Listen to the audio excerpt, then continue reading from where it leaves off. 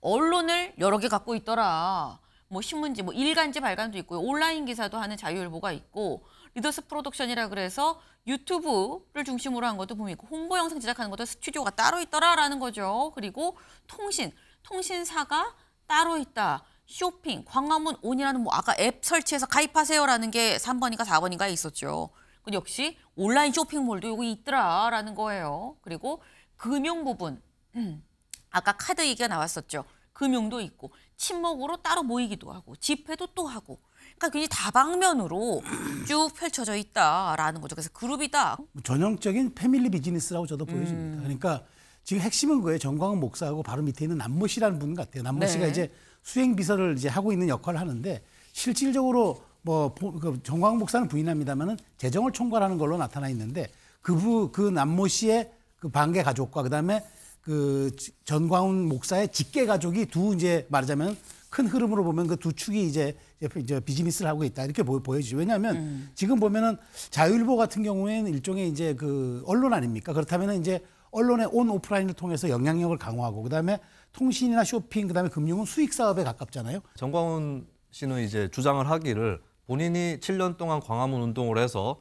북한의 침범을 막았다라고 얘기를 하고 있는데 지금 본인이 구축한 이 질서야말로 북한 체제하고 굉장히 흡사한 질서예요.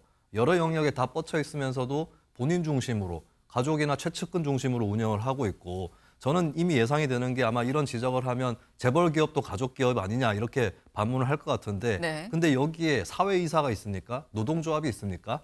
일상적인 언론과 대중의 주시가 있습니까? 그렇지 않거든요. 그런 폐쇄적 공동체에 불과한 오히려 북한 체제를 쏙 빼닮아 있는 그런 질서에 불과하다는 것을 광화문 집회 헌금 정광훈 측 업체 7곳 배불렸다라는 거예요. 한국일보의 보도입니다. 네. 한국일보가 오늘 기획성으로 정광훈 이 목사와 관련한 이 기획 기사를 상당히 여러 면에 걸쳐서 좀 실었습니다. 일면 보도가 이거다라는 거죠. 광화문 집회 헌금이 돈을 모아서 결국 전광훈 목사 쪽으로 들어갔다라는 거예요. 이 얘기가 왜 나오는 건지 관련 목소리 잠깐 들어보고 올까요? 요거 통신사 이동을 1,000만 명만 자유우파에서 하면 한 달에 2천억이 생겨.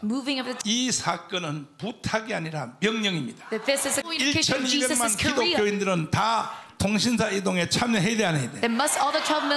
안 하는 사람들은요 생명책에서 이름을 지워야 돼. 병실 5,000석의 복지병원을 내가 지으려고 그래. 네, 들으셨나요? 통신사에 뭘 가입을 하고 뭐 그러면은 내가 뭐 병원을 짓고 2천억이 생기거든 뭐 이런 얘기를 지금 합니다. 이게 무슨 얘기냐? 요걸 좀 같이 보겠습니다. 광화문 우파 7대 결의사항이라는 게 있어요. 정광훈 목사가 만든 이 7대 결의사항이다라는 거죠. 1번이 자유마을 가입, 2번 퍼스트모바일 핸드폰 통신사 이동 참여, 그러니까 통신사 옮겨라라는 얘기인 거죠. 세 번째 선교 카드 가입, 카드가 있습니다. 네 번째 자유일보 정기구독, 신문 구독을 해라라는 거예요. 네. 그리고 광화문 온 앱, 무슨 앱이 있는데 이 앱을 설치하고 가입을 해라. 그리고 뭐 관련한 뭐 여러 가지 뭐 유튜브 이거 시청하고 구독도 꾹 눌러라라는 거죠. 그래서 여기에 다 가입을 한 사람은 제3회 국민연금으로 월 100만 원씩 제공을 한다라고 얘기를 했어요. 근데 여기 이 항목을 보면 최수영 위원님 지금 뭐 통신사 그러니까 이게 전화통신사 말하는 거거든요. 네. 통신사, 자체 카드, 네. 뭐 자유일보, 신문, 언론도 지금 있고요. 지금 이게 다 뭐 교인들 여기 다 가입하세요라고 지금 얘기를 한다는 건데 약간 어떻게 보면 월드를 하나 약간 만든 것 같은. 근데 문제는 뭐 월드도 월드긴 합니다만 이게 그래서 다 문제는 돈이 정광훈 목사한테 다 가는 거 아니야라는 이 의혹 제기인 거거든요. 이른바 이제 저수지 논리죠. 이제 이렇게 모금한 돈들이 결국은 이제 정광훈 목사 쪽에 흘러 들어가서 이제 뭐 정광훈 목사는 뭐 1,000만 명 가입 운동을 해가지고 뭘 하겠다라고 이제 얘기를 하고 있는데 네. 뭐 그것은 뭐 정광훈 목사 충분히 할 수 있는 얘기인데 근데 이런 과정에서 뭐 신문 구독이라든가 뭐 가입자 이런 거야 뭐 상관없는데 선교 카드 같은 경우는 이게 여신 전문 금융급에 위반이 될 수도 있다는 그런 지적이 나와요. 왜냐하면 네. 이걸 할 수 있는 사람들은 신용카드사 모집인과 계약 맺은 사람들, 임직원 이렇게 정해져 있는데 이 위에 할 경우에는 이게 법 위반이 되거든요.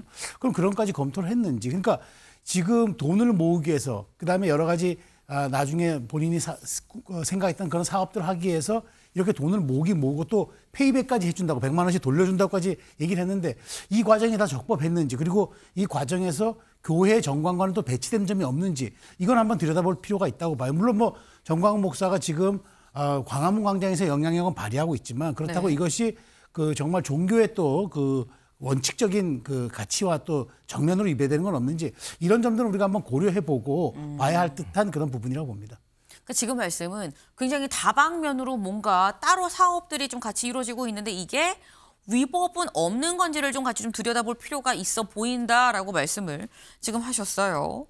근데 그러면서 근데 여기에 대해서 또 페이백을 해준다고 하는데라고 말씀하셨는데 이 페이백이 뭐냐? 요걸 말하는 거죠 지금. 여기 7번입니다. 이 앞에 있는 6가지 다 하면 내가 국민연금으로 월 100만 원씩 죽을 때까지 줍니다라고 얘기를 했다라는 거예요. 그러니까 앞에서 이 위법사항이 없다고 쳐도 이렇게 해서 뭐 2천억이 벌린다는 게 예상인 건데 본인의 예상인 건데 2천억을 벌어서 종신연금으로 100만 원씩. 이게 김수민 의원님. 그러니까 이게 현실화가 가능한 거냐라는 생각이 일단 들거든요. 나라에서 하는 국민연금도 지금 사실 상당히 어려운데. 네, 종신연금 100만 원을 준다라고 하는 걸 들으면서 네. 허경영 씨가 했던 공약들이라든지 또 사실 이쪽에서는 이재명 대표 공약에 대해서 굉장히 비판할 텐데 어떤 기본소득이나 이런 것들까지도 차용한 게 아닌가 그렇게 보여지는데 근데 이건 중요한 거는 맥거핀이라는 겁니다. 왜냐하면 월 100만 원을 제공하는 국민연금이라고 했을 때 네. 그건 조건이 있죠. 1,000만 명이 가입을 해야 된다라고 하는 거고 상식적으로 1,000만 명이 여기에 가입을 할 정도면 이미 정광훈 씨나 이쪽 광화문 집회에서 요구하는 정치적 사항들도 다 현실이 됐을 겁니다. 근데 그런 일은 절대 없다는 거고 다만 그렇게 되면은 이렇게 연금을 받을 수 있다라고 하는 환상, 희망을 심어줘가지고 계속해서 가입자를 늘려나가겠다. 가입한 사람들이 또 가입자를 더 주변에 늘려나갈 수 있도록 그런 심리적 동기를 제공하겠다. 뭐 이런 취지로 봐야 될 것 같습니다. 이게 종합적으로 보면은 이게 투 트랙인데 사람을 전반적으로 일단 모으는 거는 정치적인 걸로 모아요. 네. 근데 모아놓고는 이제 관문을 몇 개 세워놓고 조금씩 끌어들일수록 휴대전화 통신 또 가입을 해라. 뭐 자유마을에도 가입을 해라. 이런 식으로 가는 거거든요. 사실 정치사회적으로 소수파라도 시장에서 강자가 될 수도 있습니다. 예를 들면 5천만 명 국민 중에 1%만 10,000원씩을 낸다고 하면 한 달에 50억 원 이상이 거치는 거거든요. 그런 네. 식으로 지금 사실 저는 광화문 집회가 지금까지 버텨온 이유가 두 가지가 보이는데 일단 일반적인 집회 참가자들은 집회 자체를 즐기는 것 같아요. 저도 지나가다가 자주 보는데 그렇기 때문에 잘 안 흩어집니다. 근데 핵심부, 정광훈 씨를 포함한 이쪽은 또 다른 동기가 더 있다. 지금 이미 정치적으로는 계속 실패하고 있지만 시장적으로, 경제적으로는 계속 성공하고 있기 때문에 이 수익 사업으로서 이것을 지속할 맛을 느끼고 있는 게 아닌가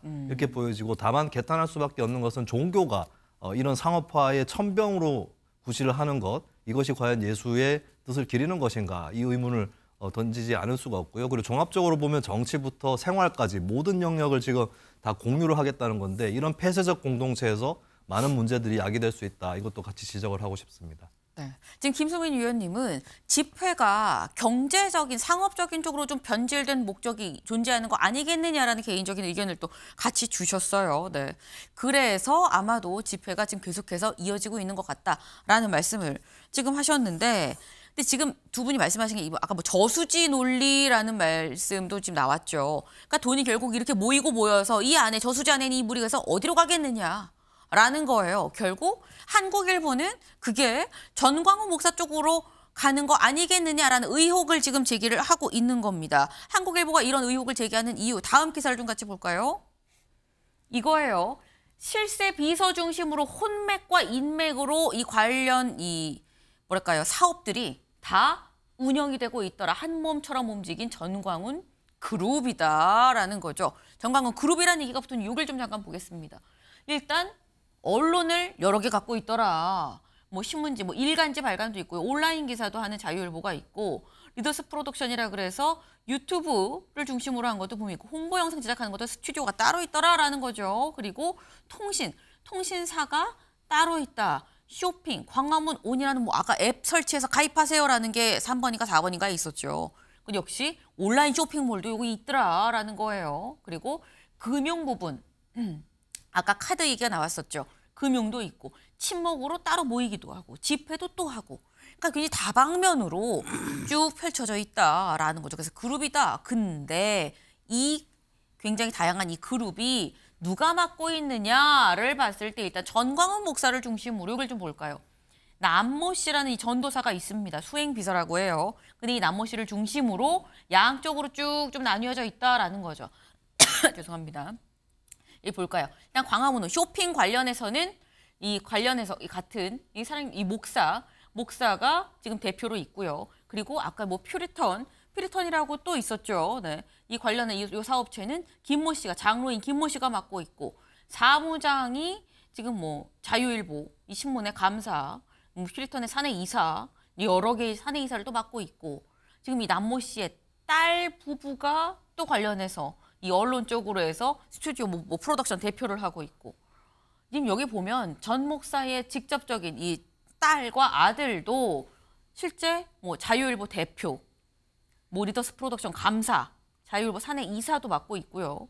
그리고 여기 전광훈 씨 아들도 전에 자유일보 대표를 직전까지 맡고 있었다라는 거예요. 그러니까 이게 다 지금 얽히고 설키고 다 친족 아니면 뭐 인맥 아니면 혼맥 아니면 이런 거 아니냐. 이게 좀 최수영 위원님 네. 좀 수상한데라는 게 한국일보 얘기인 거거든요. 전형적인 패밀리 비즈니스라고 저도 보여집니다. 그러니까 지금 핵심은 그거예요. 전광훈 목사하고 바로 밑에 있는 남모 씨라는 분 같아요. 남모 네. 씨가 이제 수행 비서를 이제 하고 있는 역할을 하는데 실질적으로 뭐 전광훈 목사는 부인합니다만은 재정을 총괄하는 걸로 나타나 있는데 그 남모 씨의 그 반개 가족과 그다음에 그 전광훈 목사의 직계 가족이 두 이제 말하자면 큰 흐름으로 보면 그 두 축이 이제 비즈니스를 하고 있다 이렇게 보여지죠. 왜냐하면 지금 보면은 자유일보 같은 경우에는 일종의 이제 그 언론 아닙니까? 그렇다면은 이제 언론의 온 오프라인을 통해서 영향력을 강화하고 그다음에 통신이나 쇼핑 그다음에 금융은 수익 사업에 가깝잖아요. 그로 인해서 이제 재정을 좀 축적하고 그다음에 나머지 이제 광화문 집회 같은 이제